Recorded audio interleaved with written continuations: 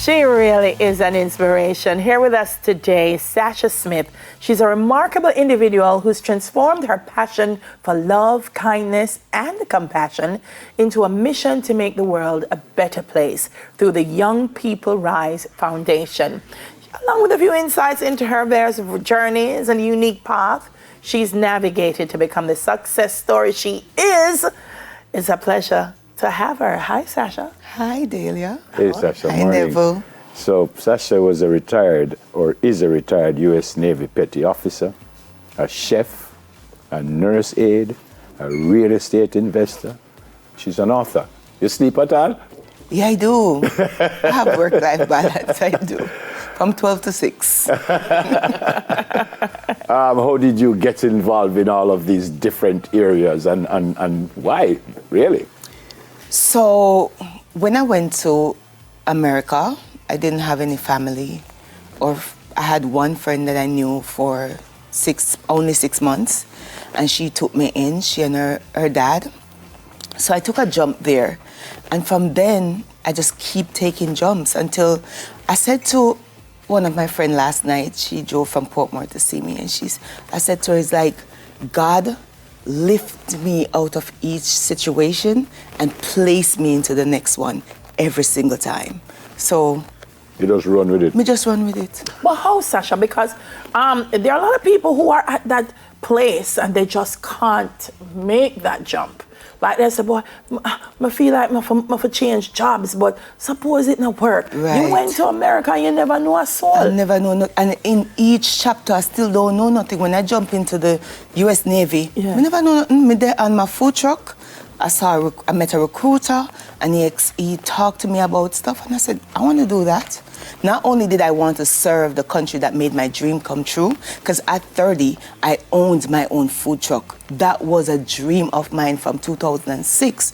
So when that happened, and then I keep jumping, I was like, you have to take chances. You just have to. Wow.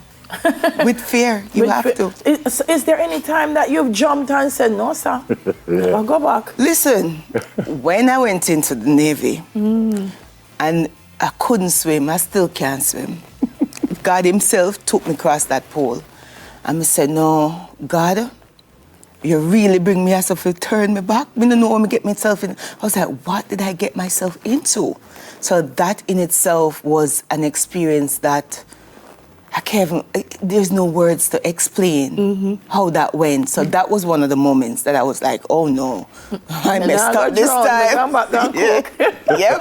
But on the back of Delia's question, at the end of all what you did you ever say, well, me waste my time a while? No, never. In every situation, I always learned a lesson that put me on to my next journey. And it also made my next journey a success. So if I had listened to the fear and the anxiety that was in me and never took that step, then I would never know what the next step is. So, yeah. And everything that you've experienced, as you said, made it better for something for else. the next step. All right. So I think one of the things I admire about you, Sasha, is that everything that you've learned and all those experiences, you've decided, I'm not going to keep it to myself. I'm going to help other people. No. Why? Well, I had a rough time with many adversities, like in the U.S. itself. I wish somebody had come to me and said, you know what? You know, you could do this and it will land you right here. So I spent every waking day, every day, anywhere I am, and preach how you can move from point A to point B and some of the ways that you can take and the road you should not take because this will happen. But if you see it fit where you can tweak it, then go ahead. I preach every day about my journey and how it can help other people. Young People Rise Foundation, tell me about that. So Young People Rise Foundation is a charity that I started in 2017, giving back to my community, which is Glengoff. And it's important to me to give back to kids and the elderly. They're my soft spot. So I always said, if I make it in life, these are the things that I'm going to do. So I started before I even start making it. And then I start making it, so I give more. What do you do? What did I do? What do you do in Young People? Oh, Young People Rise. So we mentor young adults. We also donate to them, like we sponsor them for school. Like I have a nursing student, she's at the UTech right now that I help. We do charity work, as in the community, we give back to school and so on and so forth. We give a lot. And the elderly, we take care of them, whatever they need. How do you see it impacting them, the young people? Because I find that, you know, when I feel like somebody cares, and they feel like people are invested in them doing well, they push a little harder. Listen, every time I do it, I cry. Just the respond. And there's this one girl that always helped me. I think she's in Arden School now. And the passion and the work that she put into help our charity, she lives in Glengoff.